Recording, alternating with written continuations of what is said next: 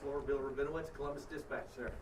Ryan, how much did the wind force you to, the rain force you to change your game plan? When did you make that change? And I was impressed with passing game, but why not push all that? Yeah, it was. I've never been around conditions like this. I don't know what the numbers show, but there must have been 30-mile-an-hour winds. And if you ever tried playing golf in 30-mile-an-hour winds, it's hard to get off the tee. Forget throw a football. So we saw this coming, so we had a plan. You can see we're under center some and tried to handle it. I mean, there were times where I was concerned about the snap coming back into the shotgun. It was so windy, and obviously there was rain there. So we tried throwing the ball. Very, very difficult to throw the ball for sure in this game, but almost impossible into the wind. And when you're playing against somebody that knows you're not throwing the ball, they put 2 extra guys down in the box. Usually they put 1 guy down, and there's a safety in the middle of the field. When they put 2 guys in and play 0, say, what are you going to do?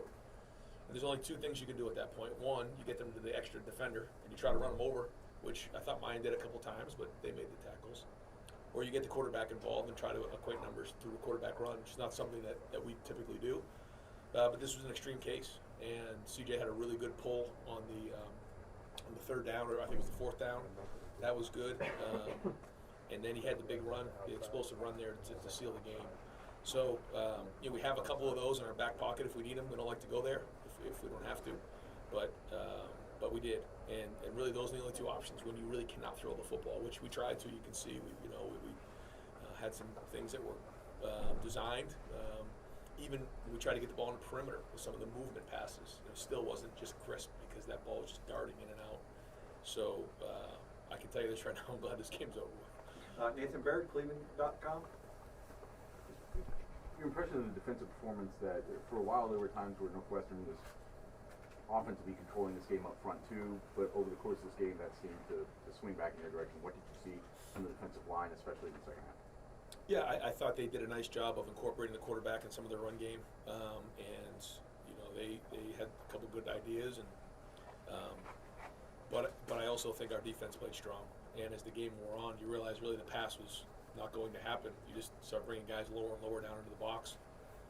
But I thought a couple of the short yardage situations were excellent. You still got to make the play. You still got to defeat blocks, and they did that. And there was a point in the game where the defense really had a lot of energy. You could feel that field flipping. We decided coming out of halftime that we really needed to win that 3rd quarter, even though we knew they were going to get the ball. We took the win because we felt like it was important to get some momentum in that 3rd quarter. We didn't get a lot of plays, but we did score, and that was big. Spencer Holbrook, Letterman Row. Ryan, I know that you haven't been able to turn the film on or anything yet, but is there a lot that you can actually learn from a game like this, or is it just kind of thrown away and move on? You can learn a lot. Yeah, you can learn a lot. I think the first thing is that we found a way to win a hard game like this, and it wasn't about anything other than winning the game.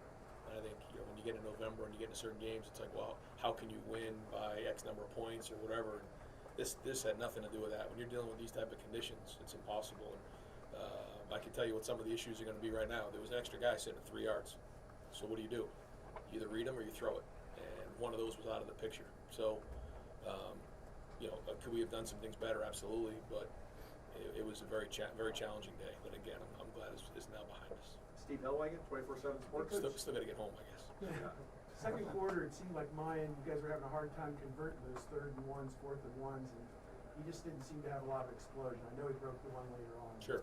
Did you ever give any thought to getting Dallin Hayden or Chip Geronimo some carries as just a change-up, maybe to change the angles or the trajectory of the running game? Yeah, we talked about it at one point, but we felt like mine was running good, and there was just a lot of guys down in the box, and we felt like with more and more at-bats that he'd start to break them there, the more opportunities he had, and that's part of the run game. So, again, for us, whether it's an RPO or reading somebody, we try to equate numbers that way, and on days like today when you're lining up under center, it's very difficult. The really only thing you can do there is, again, run over the extra guy or play action and try to get the quarterback out of the pocket on a few out-of-pocket passes, which we attempted. Clay Hall, SYX. So you're not concerned or unsettled by their ability to run the ball, control the clock, and possession?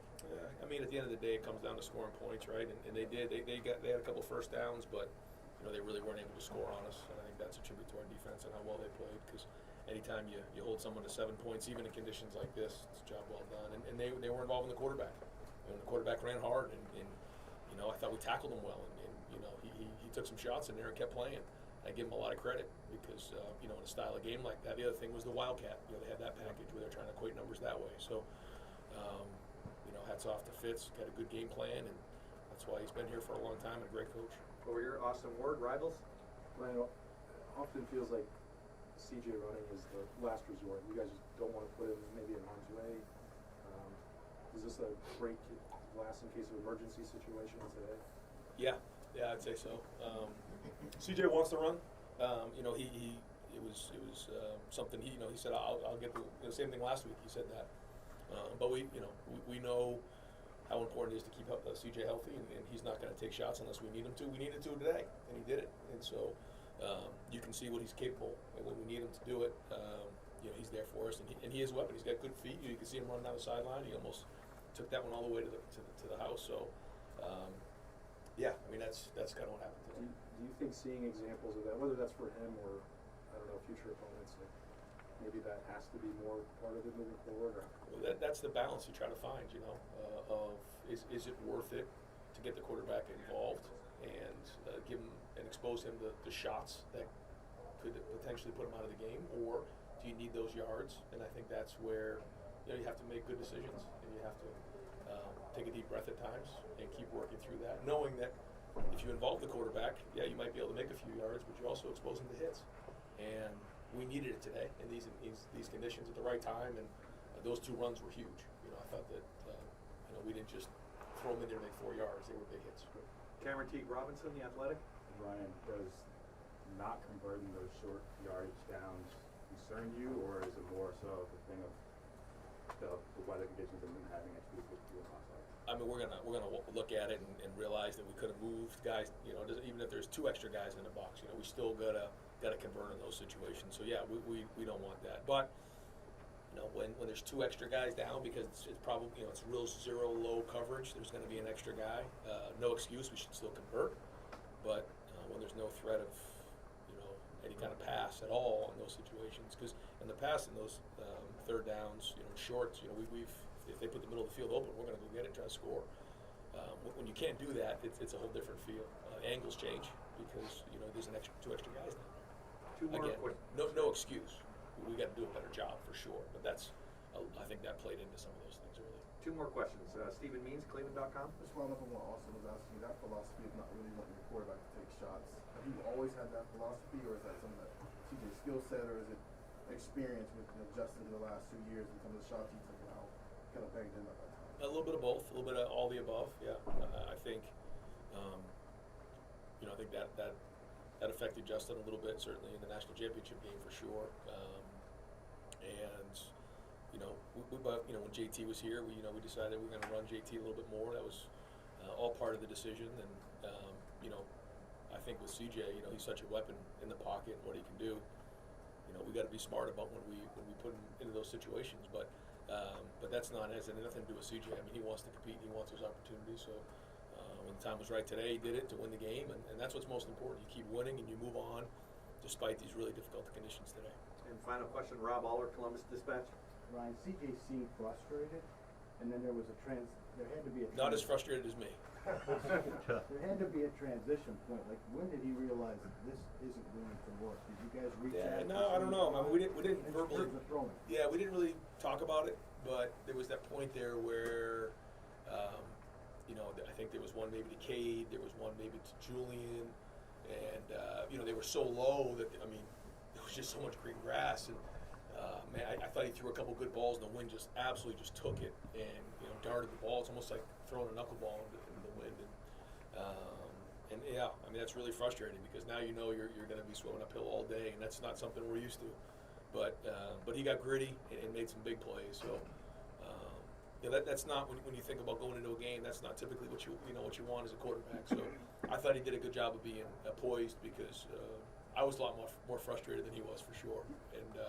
And he kept he kept working at it every play and didn't let that affect his teammates in the huddle. I was going to say, how did you break it to him in terms of you've got to be the tailback now in a sense?